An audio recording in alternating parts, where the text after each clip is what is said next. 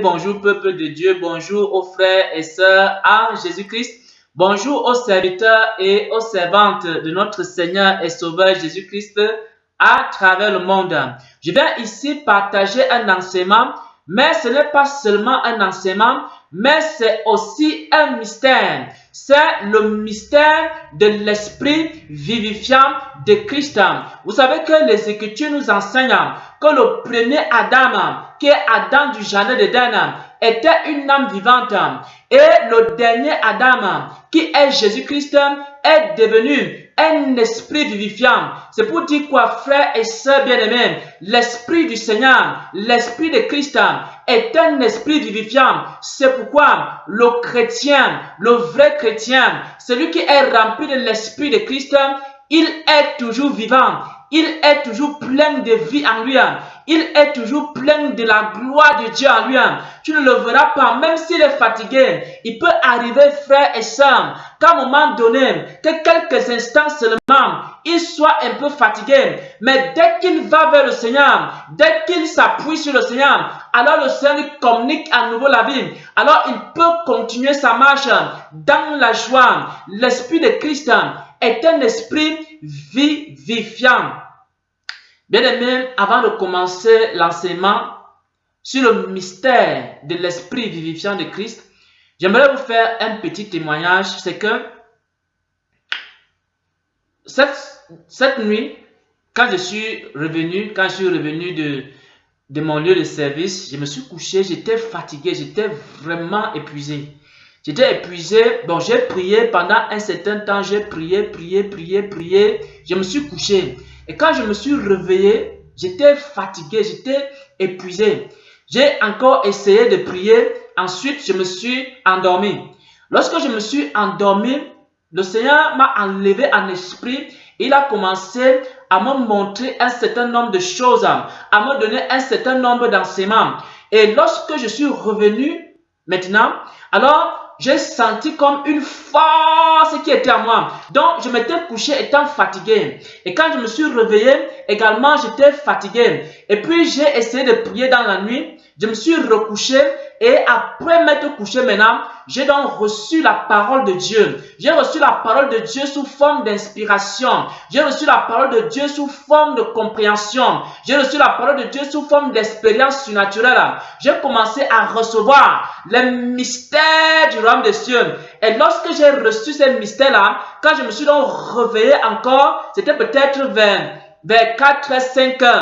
À ce moment-là, la vie était à moi. Je me suis couché étant fatigué.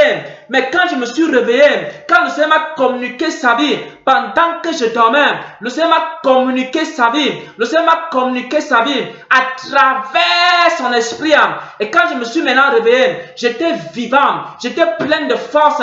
J'étais plein de révélations. La grâce de Dieu était là. La compréhension de Dieu était là. Au fur et à mesure, quand je méditais maintenant la parole de Dieu, il y avait une compréhension surnaturelle.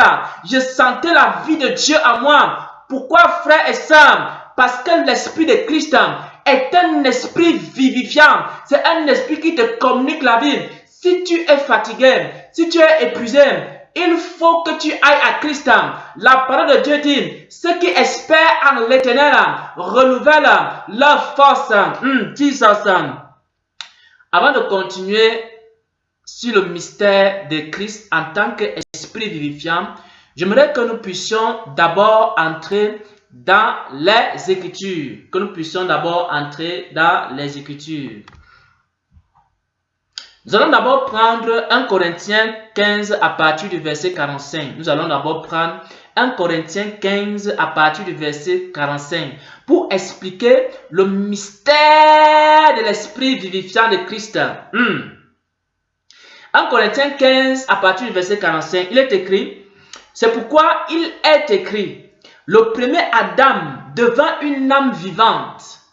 Le dernier Adam est devenu un esprit vivifiant. Donc, l'esprit de Christ qui habite en toi est un esprit vivifiant. C'est pourquoi, en tant que chrétien, tu es toujours vivant. Si par exemple, tu te couches comme je me suis couché étant fatigué, l'esprit de Christ, ce qu'il va faire, c'est que l'Esprit de Christ, quand il va te donner une ou deux paroles seulement, quand il va te donner une ou deux inspirations seulement, à partir de là, il va te communiquer sa vie. Et à ce moment-là, même si tu étais fatigué n'importe comment, tu vas retrouver la force, tu vas retrouver la vie, tu vas retrouver la vigueur. Donc, il faut simplement aller vers le Seigneur et lui demander quoi? De te vivifier, de te vivifier. Alors, même si tu as peur, la peur, ça veut dire que tu commences à perdre. Quand tu as peur, qu'est-ce que ça veut dire? Ça veut dire que quelque part, tu commences à perdre ta vie.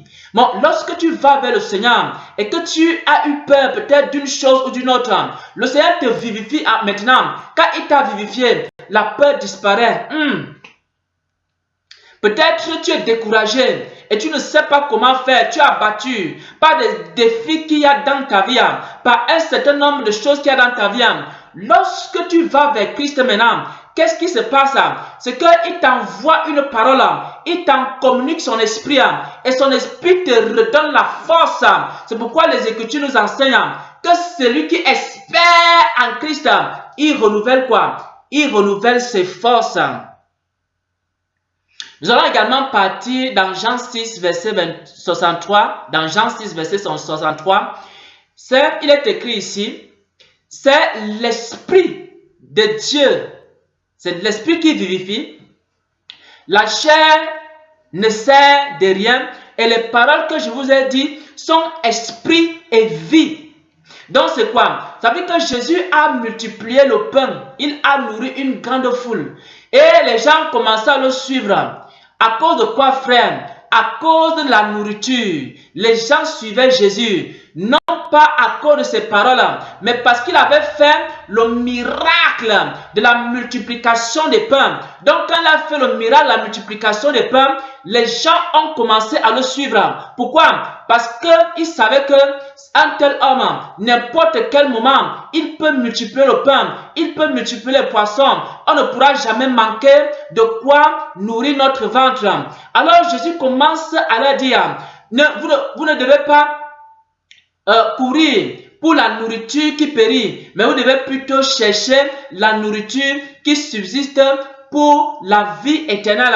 Alors, le Seigneur va dire à ses disciples que c'est lui qui est le vrai pain de vie et que ces paroles, les paroles qui sortent de sa bouche, c'est-à-dire les paroles qui sortent de la bouche de Jésus, ce sont des paroles qui communiquent la vie, ce sont des paroles qui sont esprit et vie. Parce que la chair ne sert de rien. La nourriture et la boisson et toutes ces choses-là, ça ne te donne pas la vie, frère. C'est vrai, ça donne un peu d'apaisement dans ton corps. Ça donne un peu, ça étanche ta faim, ça étanche ta soif. Mais ça ne te communique pas la vie, frère. Tu n'as jamais vu un homme, il mange, mais il est toujours découragé, il est toujours fatigué. Mais tu vois quelqu'un qui ne mange même pas, mais parce que Dieu lui a communiqué sa vie, tu vois comment cette personne, elle est vivante, elle est pleine de joie, elle est pleine de vigueur, elle est pleine de force.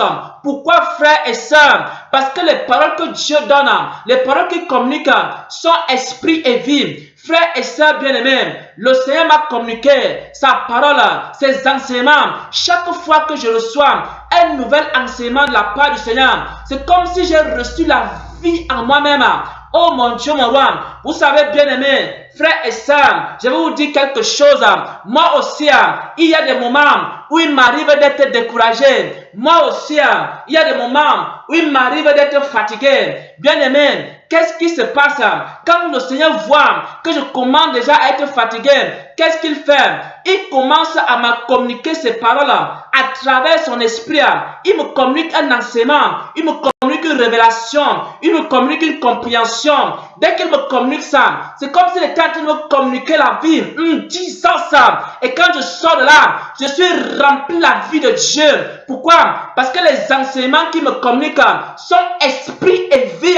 Les enseignements qui me communiquent sont esprit et vie. L'esprit de Christ est un esprit vivifiant. Quand j'ai fini de recevoir un enseignement, frère et sœur, je serai dans la joie. Je serai dans l'allégresse. Pourquoi? Parce que Dieu vient à travers ces paroles de me communiquer quoi? Et de me communiquer la vie.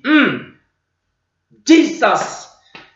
Bien-aimés frères et sœurs en Jésus-Christ, Lorsque Jésus est mort et qu'il a été ressuscité, les disciples étaient abattus. Les disciples étaient fatigués. Les disciples étaient épuisés. Les disciples ne savaient pas à quel sens se vouer, ne savaient même pas où aller. Le découragement avait envahi le cœur des disciples. Qu'est-ce qui s'est passé, frère? Jésus a commencé à apparaître à ses disciples. Donc, de temps en temps, Jésus apparaissait à ses disciples et il commençait à leur parler. Il commençait à les instruire. Il commençait à leur rappeler les paroles qu'il avait eues à leur dire. Nous allons prendre un passage dans Luc 24. Peut-être tu es fatigué. Peut-être il y a une situation qui te décourage. Peut-être tu es épuisé. Peut-être tu sens comme si la fatigue spirituelle. Peut-être tu sens le découragement à l'intérieur de toi. Je vais te donner le secret. L'Esprit de Dieu est un esprit vivifiant. Je vais te montrer comment faire pour retrouver la vigueur. Comment faire pour retrouver la force de Dieu. Comment faire pour retrouver les capacités de Dieu. Comment faire pour retrouver la vie de Dieu en toi. Alors, les disciples étaient quoi? Ils étaient épuisés. Ils étaient fatigués. Luc 24. Jesus, Luc 24. À partir du verset 24, quelques-uns, ça c'était les disciples de Jésus qui étaient découragés quand Jésus est mort, il est ressuscité. Ils ne croyaient pas vraiment que Jésus était ressuscité, etc. Et le découragement, la tristesse avait envahi leur cœur et ils allaient même abandonner la foi. Alors Jésus commence à leur apparaître. Quelques-uns de ceux qui étaient avec nous sont allés au sépulcre. Donc, ils ont rencontré un homme. Justement, mais ils ne savaient pas que c'était Jésus. Ils ont commencé à parler avec cet homme-là. Mais ils ne savaient pas encore que c'était Jésus. Ils ont commencé à lui raconter les choses qui se sont passées et les choses qui les ont rendus aussi tristes et aussi découragés. Quelques-uns de ceux qui étaient avec nous sont allés au sépulcre. Ils ont trouvé les choses comme la femme l'avait dit. Mais lui, ils ne l'ont point vu. Alors Jésus leur dit: ô homme sans intelligence, dont le cœur est lent à croire ce qu'ont dit les prophètes, ne fallait-il pas que le Christ souffrit ces choses, qu'il entra dans sa gloire? Et commençant par Moïse et par tous les prophètes, il a expliqué toutes les Écritures en ce qui le concernait. Donc Jésus va commencer à apparaître à ses disciples. Il va commencer à leur communiquer des paroles. Mais ces paroles n'étaient pas n'importe quelle parole. C'était des paroles qui étaient esprit et vie. Nous allons voir le résultat à la fin. Donc il va commencer au verset 24 jusqu'à la fin. Vous allez voir maintenant le résultat de tous les enseignements que Jésus avait eu à leur donner. Au verset 50, il dit: il les conduisait jusque vers Béthanie. Donc, il continue à leur communiquer des paroles qui sont esprit et vie. Donc, pendant des jours et des jours, il leur communique les paroles qui sont esprit et vie. Au verset 50, il dit: il les conduisit jusque vers Béthanie, ayant levé les mains, il les bénit. Pendant qu'il les bénissait, il se sépara d'eux et fut enlevé au ciel. Pour eux, après l'avoir adoré, ils retournaient à Jérusalem avec une grande joie.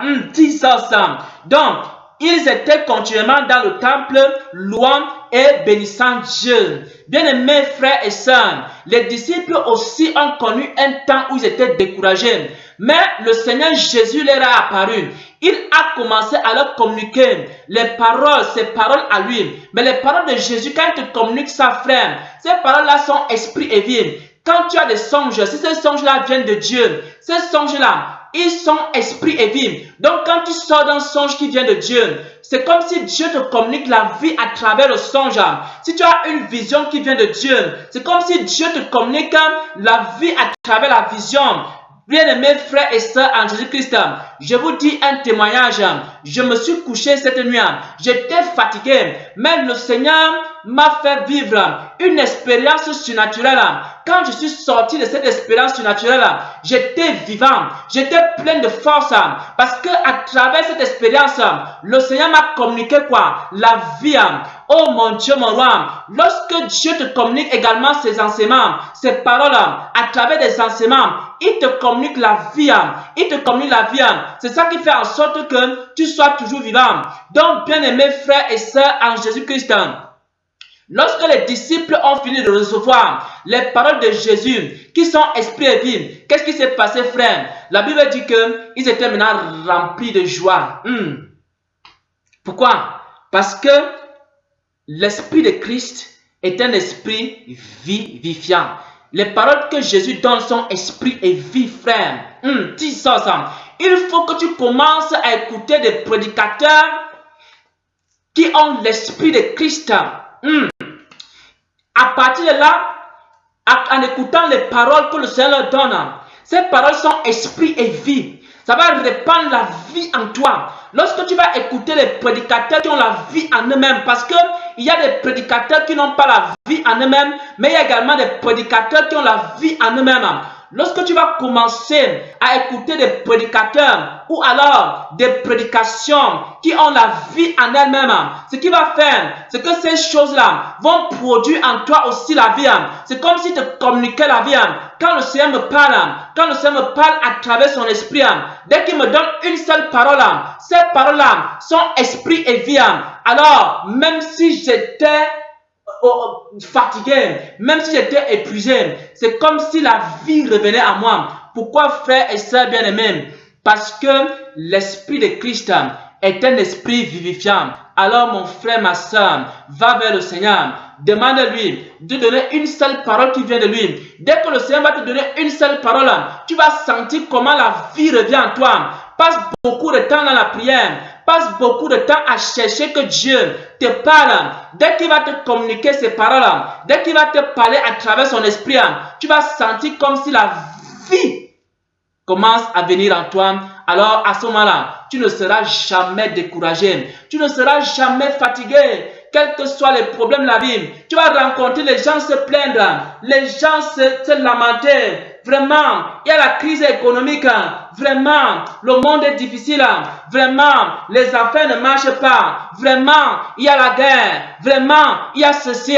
Vraiment, il y a cela. Mais ils seront surpris de voir que toi, tu es toujours vivant. Quels que soient les problèmes qu'il y a dans ton pays, quels que soient les problèmes qu'il y a dans ton entreprise, quels que soient les problèmes qu'il y a dans ton environnement, toi, tu es toujours vivant. Toi, tu es toujours rempli de la vie de Dieu, de la joie de Dieu. Pourquoi? Quel sera le secret? C'est que tu as mangé la parole de Dieu qui est esprit et vie. Et Dieu t'a communiqué à travers son esprit. Il t'a communiqué sa vie. Pourquoi, frère et sœur? Parce que l'esprit de Christ, frère et sœur, est un esprit vivifiant. Au nom de Jésus-Christ. Amen.